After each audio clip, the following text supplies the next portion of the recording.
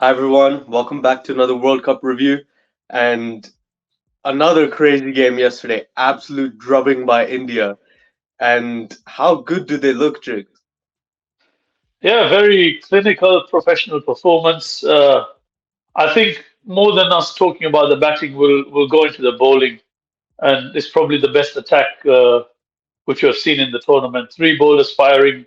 You would hardly see that in a World Cup team, apart from the Australian great team which dominated.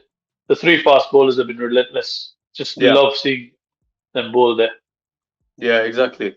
I mean, we will get to that and we'll probably focus on that, but just before we get to that, so India make 350 runs in the game and they bowled Sri Lanka out for 55 runs. It's pretty much a repeat of the Asia Cup final, so that wasn't a fluke at all.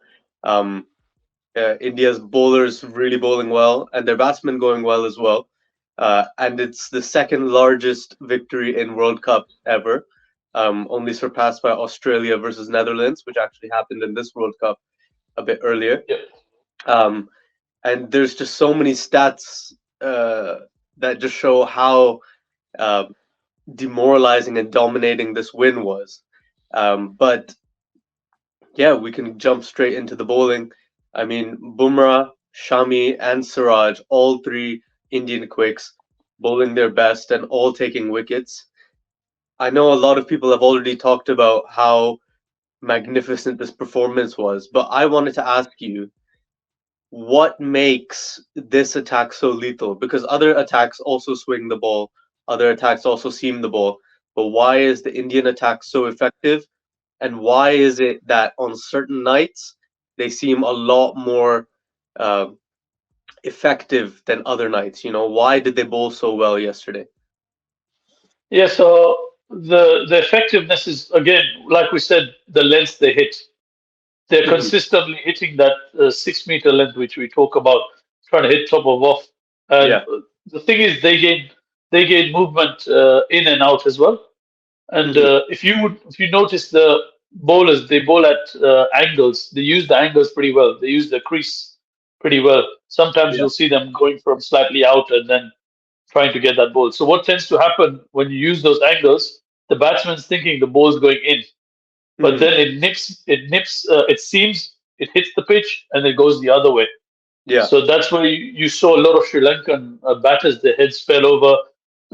Someone like a Bumrah, although I think he got one wicket, one or two wickets, but what you saw him, he was squaring up the batters. Yeah. So that has helped. He did the same with David Malan if, in the uh, last game. So that's what's very effective is the movement they get and Yeah. Shami's upright seam, which is helping him Hmm. so much. He's not really trying to do much with the ball. He's just putting it in the right area, but the Yeah. seam presentation is really good. Exactly. Exactly. I think, yeah, I'll just add on to that. I agree. Yeah, the angles, especially Siraj, he bowls from so wide of the crease. And I was actually thinking the other day, why is Siraj so much more effective some days and other days he doesn't seem like he's going to take any wickets at all? And I think it's he bowls very full length, Yeah, and when the ball is swinging at his full length and because of the how wide he bowls on the crease, it becomes very difficult and almost impossible to play when the ball is swinging because some balls will go straight, some balls will swing with the seam, and that makes it impossible for the batsman to leave anything because they have to play everything. It yeah. always seems like the ball's going to hit the stumps. Um, but yeah, I think with Bumrah and Shami, I was thinking, why are they more effective than other bowlers in the World Cup, around the world? And when you see the replays of both of them, their seam presentation, it's as straight as Jimmy Anderson as well. Like Bumrah's seam presentation is dead straight when it goes down the wicket, angled perfectly for an outswing or an inswing. And that's the same thing with Shami, straight up and down. And that's why it just keeps on either going one way or the other way, reversing a little bit. And when the conditions allow swing, I think anything on offer is perfectly extracted. I think that's what makes them, that killer effectiveness. Yeah, and with Bumrah, it's what we call the hyper extension. Yeah. So his ball, he tends to release the ball slightly. lower but further forward, so 2 yards Mhm. further than someone like a Mitchell Stark, who tends to whip the ball from behind. Yeah. So the ball hits hard on the batter. Even if Hmm. he's bowling 140 odd, it'll Yeah. feel harder because of the whip he gets Exactly. and the Exactly. hyperextension there. So Yeah. that's another reason. And also, what we've seen with Siraj, um, the captain has had a lot of faith in him. Hmm. If you watch the IPL, the captain's not had that faith in him. So Hmm. now he's more of a bowler's captain. Someone like a Shami is probably like a self-taught bowler who just Yeah. thrives on just bowling, bowling, bowling. You give him the ball, he will bowl to it. So there's two different Exactly. types, but they're getting the same end results, which is Exactly. very, very good to see there. Yeah. I mean, that allows us to go into Rohit Sharma's captaincy. I think, the Indian team is going really well and their players are performing, but I think you cannot understate the captaincy of Rohit Sharma. We've seen in other games, and maybe not as much in this game because the bowlers just bowled so well, but he always makes the right change when you need to make the change. Brings the spinners on, or keeps the quicks going, or changes the bowler to another quick.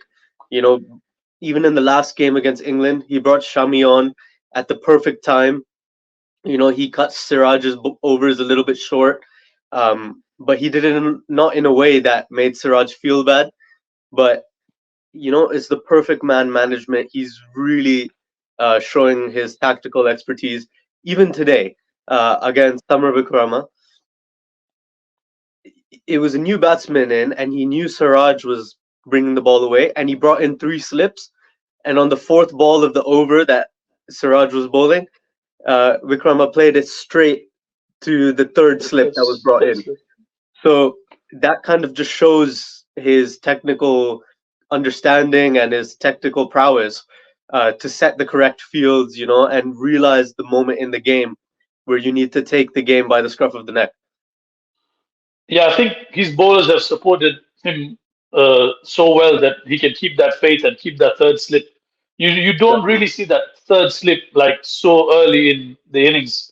If you watch that, just shows like, look, as a captain, he has faith. I know you bowlers, you may go for runs, but we're here to take the wickets. So the Exactly. mentality is different. Like we spoke about Babar Azam letting the game drift.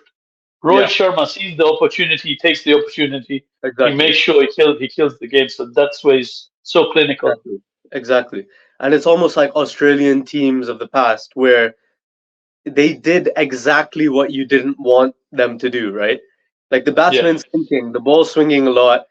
I would hate it if there was another slip man in and Rohit yeah, Sharma brings the flip fielder, and the batsman plays right into the hands of that ploy, right? So I think that's something that Rohit Sharma is showing, that ruthlessness, and India's bowling is finally showing that ruthlessness, which is really good. I quickly wanted to touch on maybe the Sri Lankan batting and also the Indian batting. We can quickly say about the Sri Lankan batting. Why? Yeah, of course, the bowling was very difficult, but why were the Sri Lankan batsmen getting out in such a way? All of them were getting squared up, and like Nisanka and um, Mendes, they both kind of got out the same way, where their off stump was taken out. Nisanka got LBW obviously, but they both got squared up. Why are the Sri Lankan batsmen not able to handle the swing? yeah. Again, it comes down to conditions. Like in Sri Lanka, you don't get that much movement. But it Yeah. also, if you look at it technically, they show us their back shoulder. So as a batter, if you want to be as much as side on as possible when the ball's swinging. Hmm. So what they do is they tend to show the back shoulder, which means that they just square up Yeah. themselves there. Yeah. So I think that's one thing. And also, what I also found is they're trying to push at the ball a lot. Like Hmm. we said, this is good old-fashioned test match bowling. If you Hmm. you have to get through those 10 overs, and also the last thing is mentally from that Asia Cup, there's still some demons there. So that could be possibly the fact. And Yeah. if we Definitely. come back to the batters, think about the conditions. The mistake which I think England made against South Africa Hmm. in Mumbai on a hot day, you have to bat first. Yeah, I know exactly. you're waiting. I know they're waiting that the dew might come, but if the dew doesn't come, then what happens? India has Exactly. scored 350. You're not getting 350. Yeah, exactly. So those are, so that's my take on why Yeah, the batting gets difficult as well yeah. sometimes. I think a final context to that is also even the England batsmen and the Sri Lankan batsmen as well. They're not using the right tactics either in the second innings. Yeah, it's good swing bowling, but you have to get the bowlers. You have to show intent. You have to, Yeah, one, get through the period, but also move around in your crease, come forward, come back. Not like Ben Stokes was doing, where he was running down the wicket, but you have to make use of the crease. When the ball is swinging, you bat outside of your crease, you play late, but you try to get the ball through point area. You can still play some of those shots with a little bit more intent. And I think, yeah, like you said, Sri Lanka's back shoulder just coming out, and they're trying to play the ball straight, which you can't do when the ball is swinging. You have to play with the swing to the offside. So when you play straight, though the technically is a perfect shot, when the ball is swinging, you're not in the right position to hit the ball. So yeah. it's just, Once your I think, hips open up, that's it. yeah, It's you done. yeah. It's your No, shoulders. like I'm saying, if the ball wasn't swinging, your hips can open up and you can play through mid off or mid on. But when it's swinging, then suddenly you're in the wrong position. That's not the right position, right? So yeah, that's something which the Sri Lankan batsmen, they just didn't have the ability, and they didn't have the mindset to kind of cope with the swing. Yeah. Yeah, I think, and then finally with the Indian batsmen, they played really well.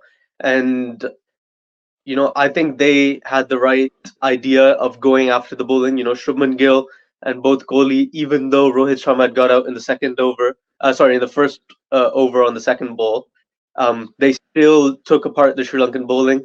And I thought what they did well was that they put away the loose deliveries, and that suddenly put pressure on the Sri Lankans. And I think even better than Kohli and Shubman Gill, I think Shreyas Iyer did that yeah, perfectly, where any ball that was full or slightly short, it was going for six.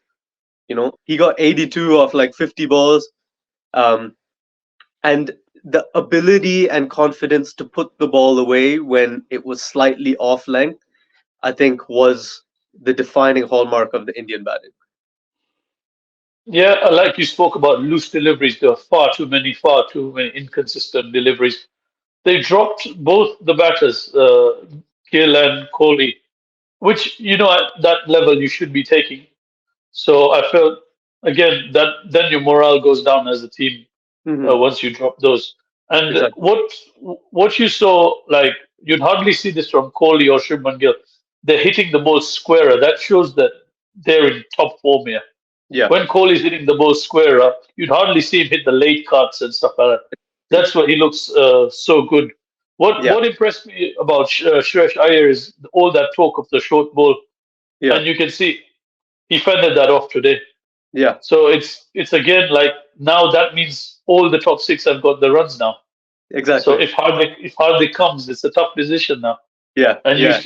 you still want to play a Shami who's probably got 14 in three games. He's got 14 wickets in the World Cup, Exactly. and he's Yeah. India's highest World Cup bowler, like wicket taker. Yeah. He's just passed Zahir Khan. So Yeah. I think yeah, in terms of batting, like it was it was expected. Like Sri Lanka, they didn't have that much potency in their bowling as well. Yeah.